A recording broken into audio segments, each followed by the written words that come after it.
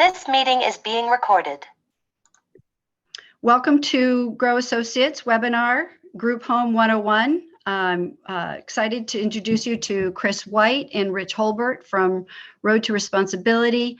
And also Lisa Weeks will be joining us and chiming in. They all are experts on group homes. Chris, I'll let you run with it first, and please let us know how long you've been in working with group homes in your career. And also, I should add that he is the president and CEO of Road to Responsibility. So thank you for joining us. Okay.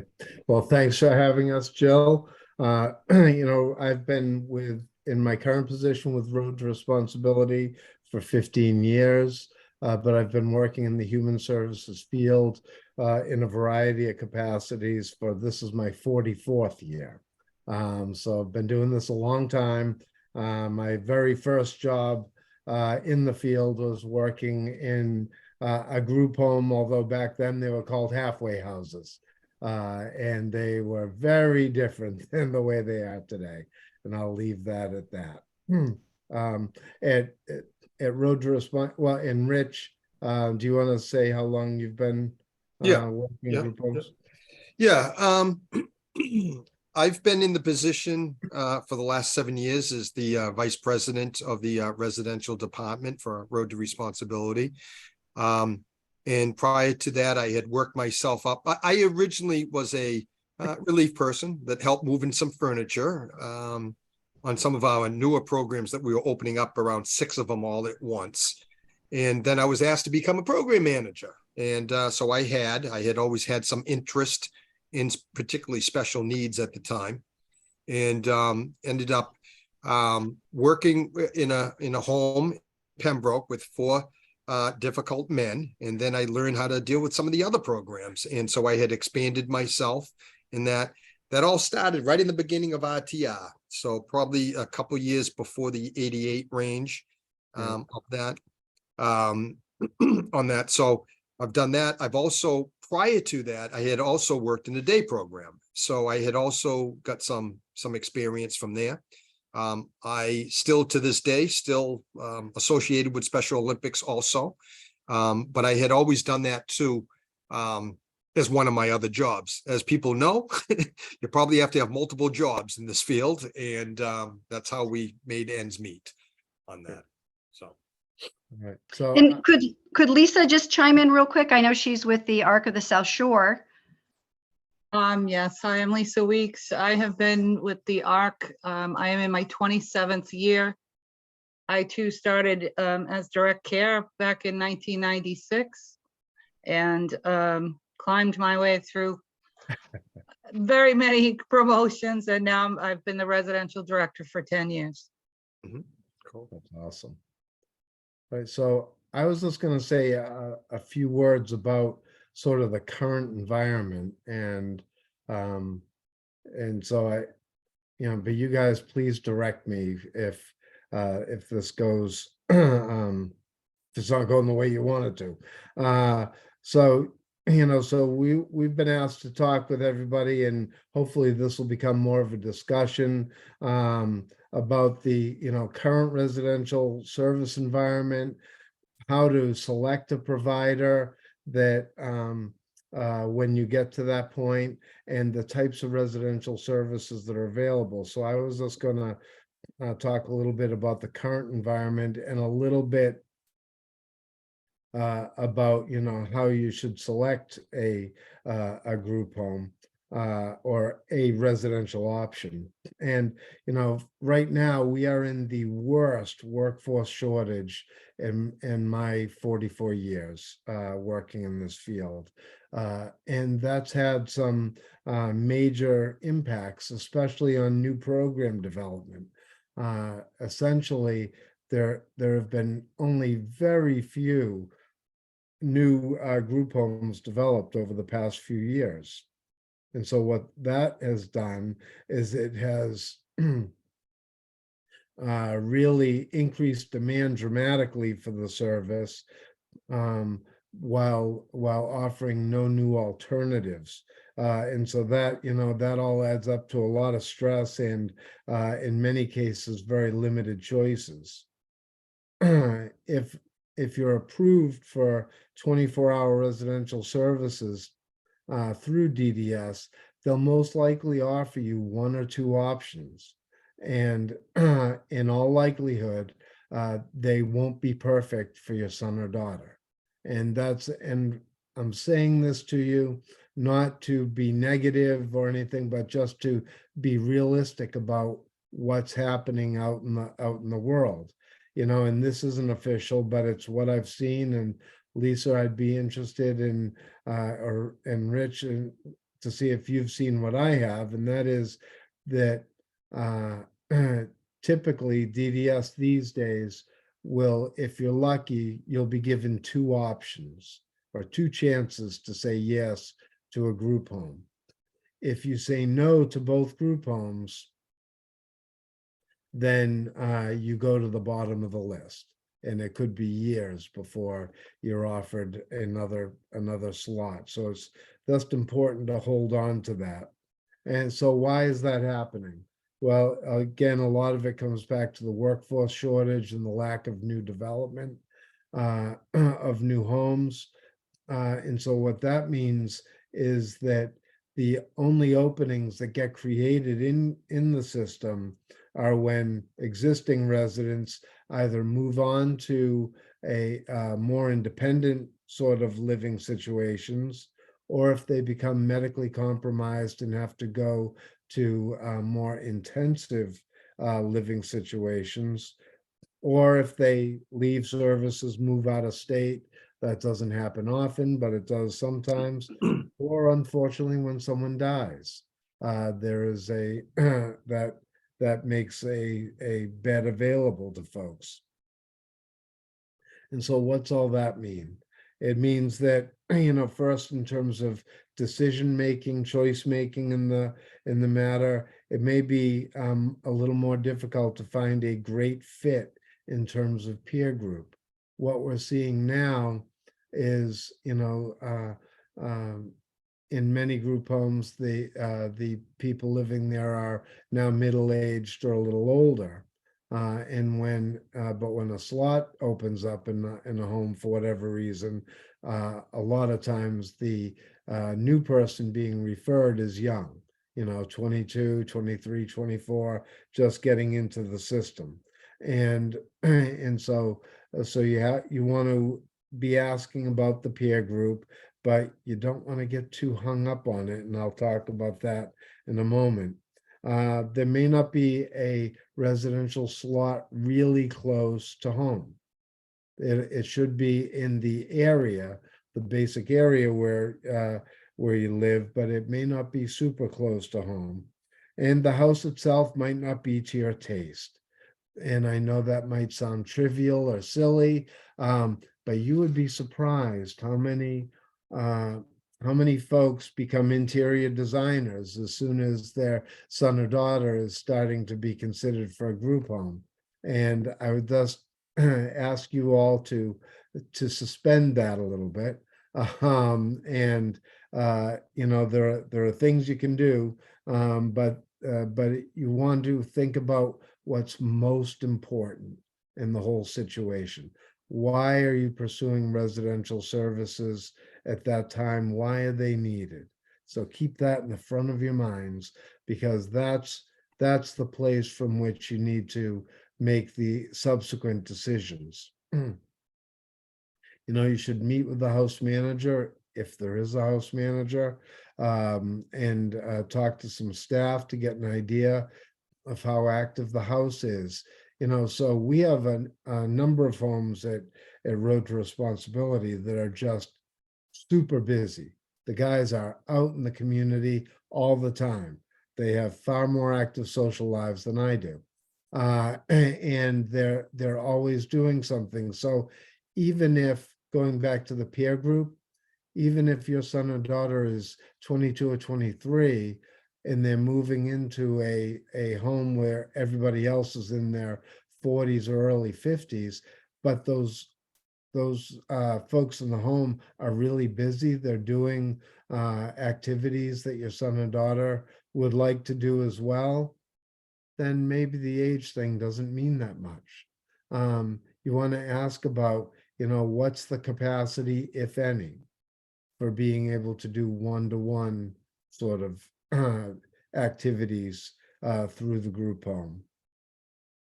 And and what else will be happening in the group home to help your son or daughter meet their most important needs. Okay, don't let the perfect get in the way of the good. Remember what's most important for your adult child, and then try to determine if the house that you're being offered can deliver that. And and I would urge you to say yes to the best option available at the time. If things don't work out, if it doesn't turn out to be the house that you want to be the really long-term option for your son or daughter, people can and do transfer between homes as potentially better fits arise. And, and so that's an option, but where you don't want to be is at the bottom of the list. And so that was all I was going to say to start off. And Rich, perhaps you'd want to say something about the different types of homes that are offered. Okay, yeah. We basically have most of our homes on the South Shore, and it usually has 4 or 5 people. There are some exceptions to that, from that standpoint. We are heavily concentrated in the Randolph area and probably Norwell, where most of our programs are, right in those areas there. And as far as up to Milton, and then as low as, I guess, Pembroke, down south. Over the last few years, anyways, let me back up a little bit. Some of our programs have certain things that they're working on that we find that families are interested in and stuff. I'm using an example of autism. So some of our houses are specifically set up, or we're even doing more for autism with the sensory rooms that we do have. And what we do find is that it's easy to work those people in because the staffing have a great understanding of how to keep that structure that is important to the autistic person. So, we have that. We do try to create, get people into relationships if they need to do that. We also, relationships with the family, if it's good, we still want to continue that too on that. And from that, but also for people to have friends and to go out.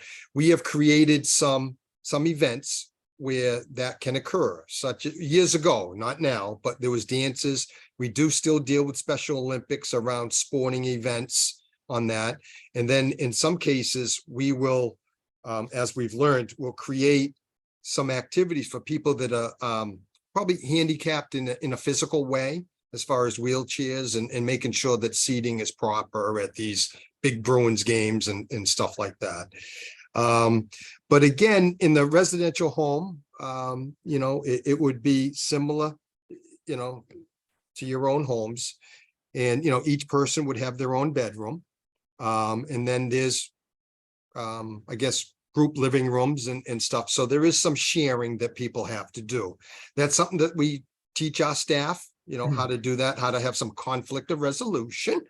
And, from that, we do in some of our homes, we do try to give our individuals, the people that we're serving, obviously choice. And where do they want to go? What do you want to achieve at? And we tend to work on some of those things. We also do, there's hygiene that we have to deal with. Sometimes somebody's very medically involved. We adjust to that. as I'll speak, as I'm getting older, there's a lot of aches and pains. Well, people, same thing, people with disabilities. And I think when Chris was talking about that, we try to adapt to some of those things. First floor homes are extremely important. As people get older and they have mobility issues, they need to have a first floor home. And so sometimes we'll look at that or switch and work with the department around that, if we can do those things, if we have a spot that's available, on that. So it's really not a problem for the younger generation to come in, because they can go, for the most part, up and down the stairs. There are exceptions and stuff. So they do move around. We do try to teach them how to cook and how to be, independent as possible. Right now, we have, the big push is to try to get people as independent as possible. So in some of our structure, eventually you'll see some remote learning, well, not learning, but remote information that's going out to that, so that somebody could live independent, out in an apartment that we would have to find for them. So that is coming about with a lot of assistive tech. In fact, one of our hurdles was medication. Everyone's always nervous, including families, about medication. I'm nervous about making sure that it gets given correctly and stuff. But they do have some of this technology, the mega cubes, that is extremely beneficial to the individual, so that they can be as independent as possible on that. So we are starting that. We do have another, not only residential, but we also have shared living, which is mostly, we have a person who will speak to a provider that may open up their house to a person that needs services. In many ways, sometimes that's better, believe it or not, only because of the staff turnover. I can't reemphasize how many staff go in and out, and the individuals do a very good job with it. But at least with, in some cases with shared living, you have somebody consistent for about 2-3 years, hopefully, that they'll stay and do that and be, I guess, part of the family and doing some of those things that they would do. We also have a small selection of people that live on their own. They're in apartments. We call them co-op apartments. Most of those people may have a job and, go out and earn, some income. And so they can, build up their house however they want to do it. Not a lot of staffing involved in it, because they've already shown, or we've assessed, that they've got independent abilities in many areas.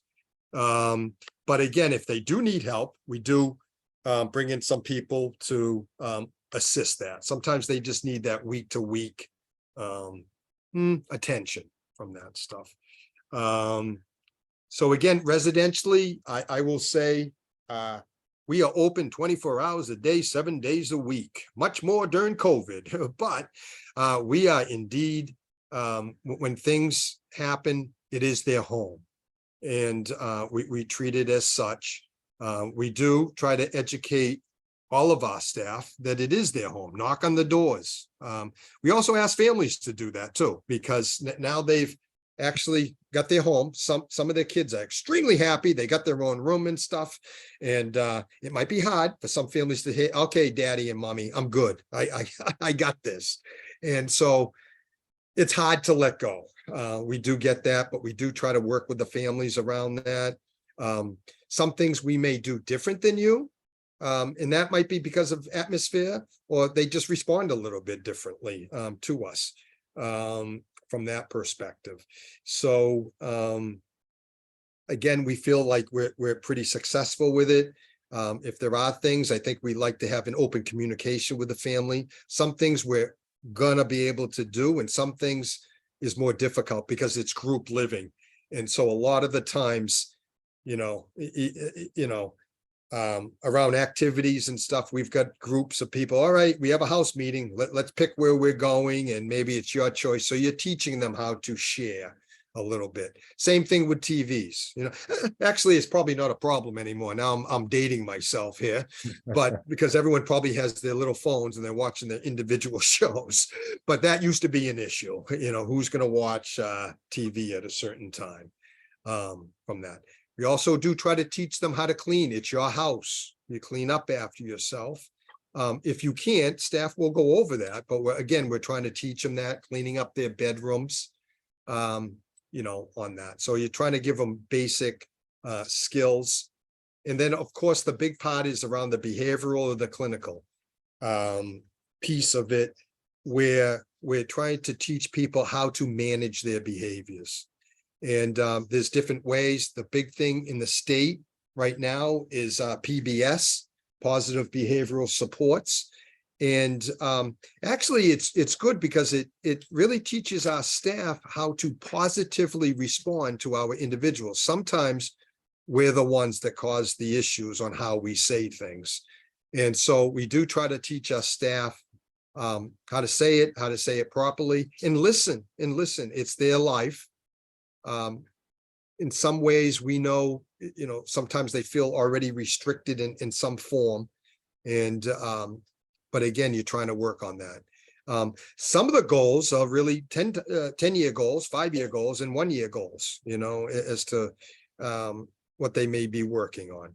So again, we're pretty adaptable on those things, on that. So I don't know if I covered everything, Chris, or is that pretty?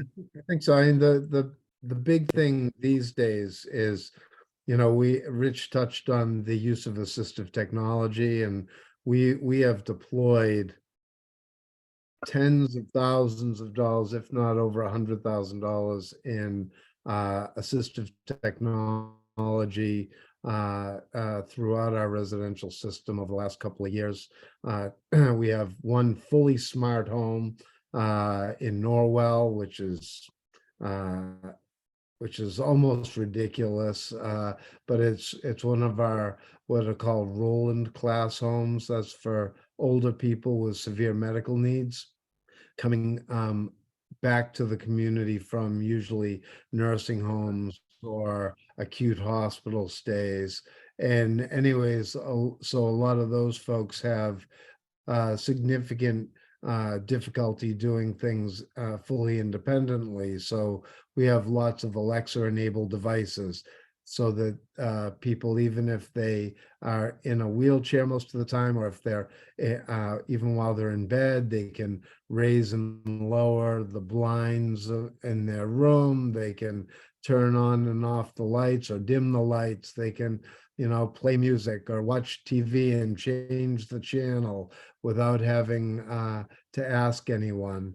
But Rich also touched on that sometimes we've learned through positive behavior supports that strategy, which is a wonderful marriage of the science of applied behavior analysis and a philosophy that's focused on community and prevention.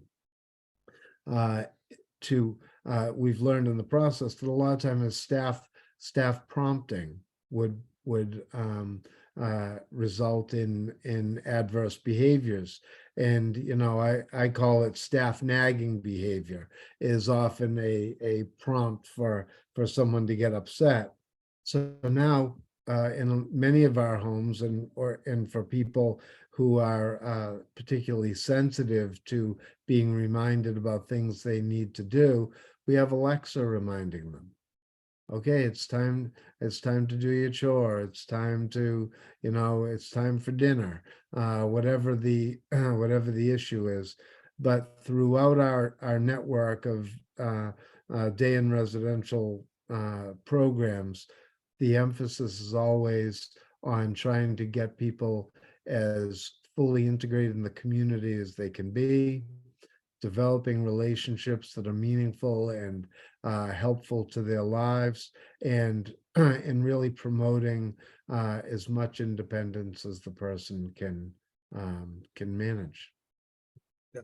And I'm truly amazed at some of the people. Again, from that generation where we didn't use computers then. We used them, but not as much as now. But the young population, oh my God, they get something and just whip into it and they're in, I'm like, oh my God. So we don't even have to teach anymore. They already know how to, they're teaching us. So, And actually, Rich, and that's a great point too, that, one of the things we're using now, because parents are using technology too, which is a beautiful thing. And so we've deployed a program called Navigating Life in our residential programs that enables parents to, it works sort of like a closed loop Facebook page, so that parents can see their sons and daughters doing stuff in the programs. They can have live chats with staff during shifts and communicate, and it's just been a wonderfully transparent way of connecting families to our group homes, because it's not easy when it's like dropping your kid off for college, or dropping them off in their first home. It can be nerve-wracking for families, and so this is a nice way of being able to show them. It's like, see, you can see your son and daughter. We can, you can have a lot of communication and be as up to date as you want to be with the happenings of the home, because a lot of families come in thinking, oh, sure, I'm just going to drop my son or daughter off. They're going to come live here, and then they're not going to do anything, or they'll never get exercise. They won't, blah, blah, blah. And then we're able to show them out playing basketball with Rich in the Special Olympics, or, taking a hike through one of the state parks, or, just being out in the world doing things. And that has done a lot to alleviate anxiety among family members, and and increase their ability to trust us and know that the care of their son or daughter is foremost in our minds. Mhm. Yep. And I do see that, with all these iPads and stuff, eventually we're going to be putting their schedule right up there. It's for them. It's very much individualized as to when maybe they do the dishes, when they're cleaning, whatever it is. And since they know how to use it, they're more apt to follow it too, if they're deeply involved on that. So my other point that I did want to mention to families and stuff like that, usually sometimes I will get the best case scenario.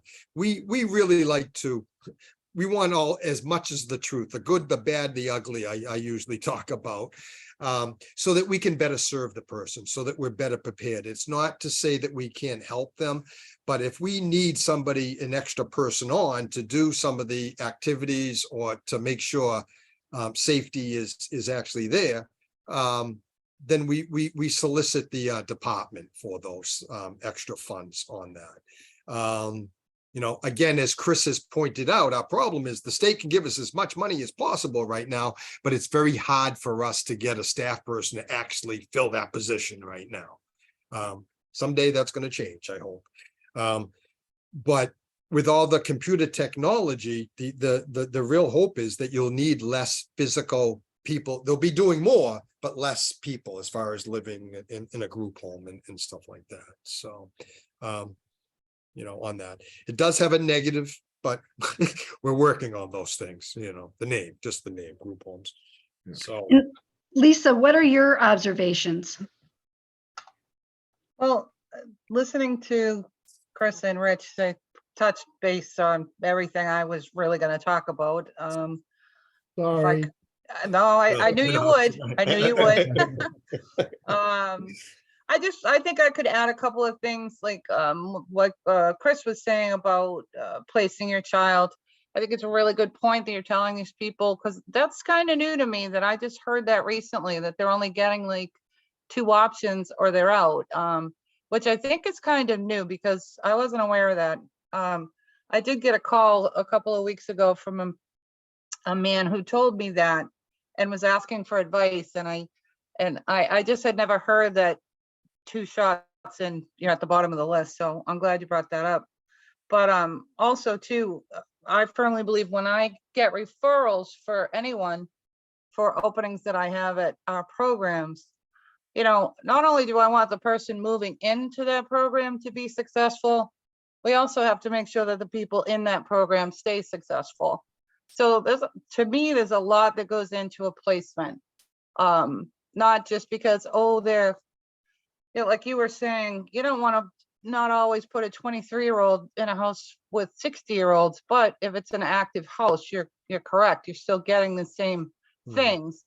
But I have a lot of very medically needy homes, and you know, I wouldn't want a young placement in there that wouldn't be successful, because you need the staff that we have to be taking care of the medically needy, you know, 2 and 3 people transfers, and you know, and right now we don't have the staffing in some of the programs for that. We too just opened up our first smart home.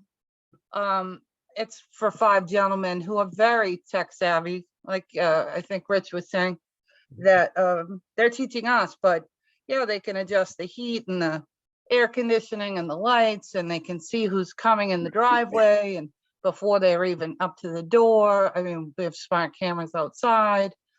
The windows of this, you know, it's great. The technology has come really, really far, and it is helping a lot of our individuals. And assistive technology doesn't have to be just Alexas and computers. I mean, just listening to their needs. And, you know, a woman said to us a couple of months ago, you know, it's really hard for me to get into bed. It's getting harder. So we got rid of the box spring and got her a bunkie board instead. And she was like, oh, this is great. I can do it myself. It's just really paying attention to the needs of the individuals that are in your care and what they want and what they need, and nothing better than making them all happy and successful. Well, that's a thank great you. point, Lisa. That a Excuse lot me. of the assistive tech is low tech. Right. and that works just fine too. Yeah. Okay, I'm going to jump into a question, and it is, we've had our son on the Section 8 list since age 18. He is now 25. How much time will we have when notified that it's voucher time? We don't. I couldn't Yeah. answer that. Yeah, Is we that don't related know to time. what our topic? No. Not really, but I can tell you from sitting on some housing committees that you want to make sure that that's a long time to be on the list. You want to make sure there's been a refresh, that your son's or daughter's name is still there, and you might want to spread the wealth a little bit too, and get on the list in other towns. And then, is AFC a viable option to group home placement? That's the adult foster care is the, that's basically the shared living program that Rich was talking about, where people go, an individual needing services will go and live with a family or a caretaker in the caretaker's home usually. Although we operate one shared living placement now, where it's actually the individual's home, and the caretaker has gone to live with him, which is Yeah, and the only difference with the complicated. AFC, the AFC provider cannot be the guardian. That's the only difference. Mhm. And it's a different stipend. AFC gets a daily stipend, which is a different daily or monthly stipend than the shared living does. Mhm. And shared living is usually more money, I think. Yeah, the Yeah. stipends, I think. Yeah. are better. Yeah. Yeah. Okay, and do you use a lot of virtual clinician, psychologist types of visits? How has that helped or hindered? Well, yes, we have, with COVID, we have adapted to having more and more virtual meetings. And In fact, we do have a doctor that he is our psychiatrist for the agency. And he prefers to meet with people, but he does see them in person also. So he'll use both of them, I guess, ways of communicating, virtual as well as in person. He does feel strong. Sometimes he's got to, especially when somebody's in crisis, you got to see him. Let me put it that way, Okay. And the next question comment, it sounds like DDS is highly involved in finding a group home setting. For an individual who was discharged from DDS services, what is the process for exploring group home options?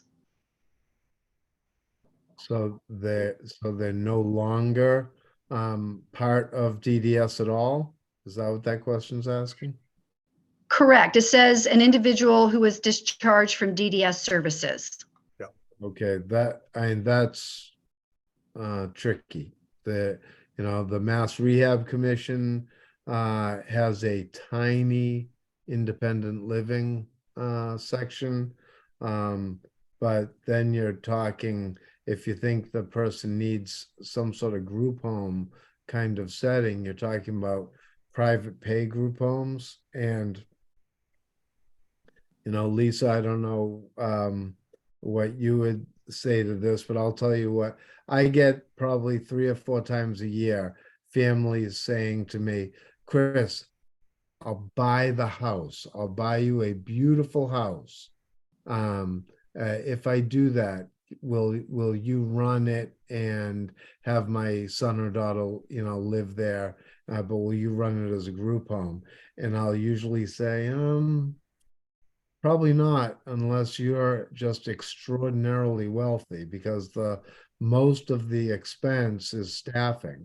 The house is in the least of our worries most of the time. And so when you start talking about how much it costs to actually support the staffing needs of a group home, even a semi-independent group home, most families can't touch it. And so that's why there haven't been a lot of really successful private group homes, but there are some. Lisa, have you had any experience with that? In my experience, we've had one private pay years ago, and yes, that was in a very independent house. But when that house moved to a different location, everyone that came into it was under DDS. Okay, so I believe you've answered this next question of, are these group homes DDS funded only, or do you have privately funded group homes? We don't, and actually our residential contracts with DDS don't allow. So if we had, so we have a home in Marshfield now that we only have 4 residents in. It technically can have a 5th. We can't go out and say, hey, we've got this 5th bed. If someone wants to privately pay for it, that 5th bed has to stay available to the department. Okay, and the next question, do I assume correctly that you conduct CORI checks to staff that are contracted? Absolutely. CORI, national background checks, driving checks. DPPC. DPPC, yep, Office of Inspector General. Fingerprints. Yeah. Everything. Yeah. Yep. All right, and here's a situation question. What happens if the parents pass away and they haven't made plans for their loved ones? Does it take a long time to get into a group home? That's like the worst case scenario, obviously. And sometimes it can take a while, but what the department's actually pretty good with getting, dealing with emergency situations. But what that means is the person is sometimes shoehorned into a group home setting that is not really appropriate for them, but it's all that's available. Yeah, we have a lot of families that come to us. Oh my God, this happened. I fell and now I can't take care of my son or child. I need a place now. It doesn't work that way. If you do, you're very lucky. You won the lottery. But and that's what we do hear that in our phone calls. And we just not able to, they got to set up the eligibility for the department, making sure that the money's coming. But we can't just take them on, on that. So I highly suggest you plan it out a bit, so that you give yourself some more time, to make that decision.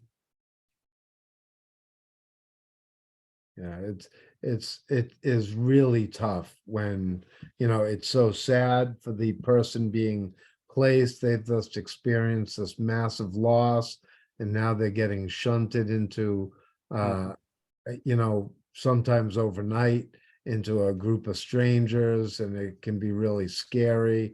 And so we really urge people to please get out there, make plans, be sure you're talking to the department regularly about your desire for your son or daughter to get residential services, especially if you're having any sort of medical issues.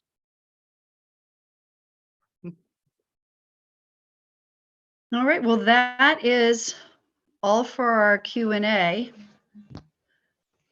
And it's been very informative. Thank you very much. Great. I'm just double checking to make sure there's no more questions being added.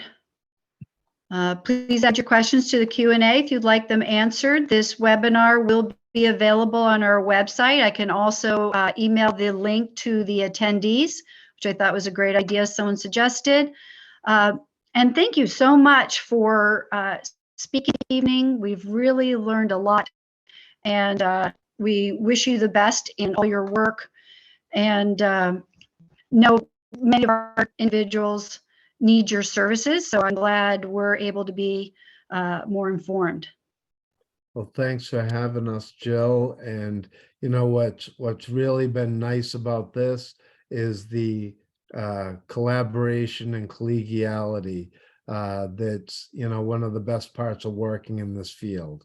That here we have 3 different organizations, Arkansas South Shore Grow and Road to Responsibility, all working together to make sure that families get the information and supports they need.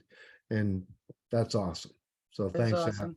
Yep, thank you very much too. It was nice talking to everybody. I didn't see anybody, but that's all right. But I'm working on my website skills, yeah, on my yeah, webinar skills. No, hey, you don't have to explain to me, believe me. Geez. But no, I think it's good to get that information out to the families. Again, we do get, I don't know, 4 or 5 phone calls a week, and just particularly more now. Like, can we get around the system? How do we avoid? We want RTR. Okay, that's great. But we need the fund. You got to talk to your service coordinator too. Well, Could I ask you that's- one more question, just to repeat? When you say a parent needs to plan, by that, is it simply reaching out to DDS, or does it mean trying to reserve a spot? Like, what's involved in the planning for their individual if they're a parent that's, in their 80s? It involves talking to the service coordinator, the area director on a regular, especially if you're in your 80s and you're trying to do that planning. You wanna be a steady drumbeat saying, you know what, we want to avoid any emergency situation. Can you, please consider my son or daughter for appropriate group home placement as soon as you can. As Rich just alluded to, parents can't go in saying, oh, I found a spot at Arkansas South Shore, I want to move in there. I want my son or daughter to move in there. Or I've got, I know RTR has a slot available in Marshfield. I want my son or daughter to go there. Not how it works. But you can say, I know people that have been served by whatever, XYZ nonprofit, and they had a good experience. If possible, I would love my son or daughter to go there. Can an individual transition? Can they be in a group home 4 days a week and with their family 3 days a week? Oh, absolutely. Yeah. It just has to get, it can, you just have to set that up properly on the back end. Oh, interesting. Yeah. I have a few individuals that go home every weekend. Yep. Yeah.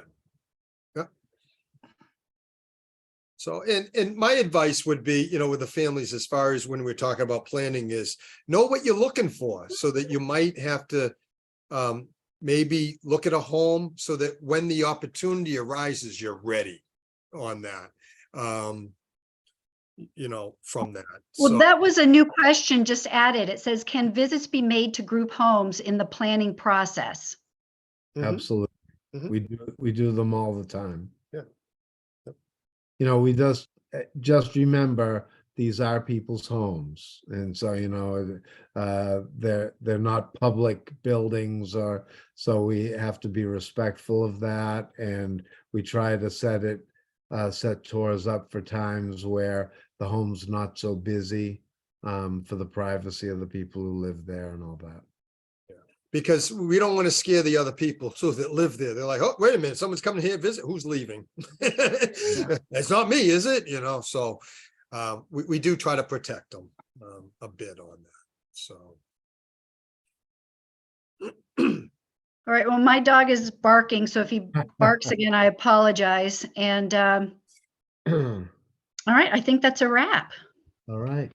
Thank you very Thanks much. again for having All right, us. great. Thank you very Thank much. you. All right, Good Bye night. all. okay. Bye-bye.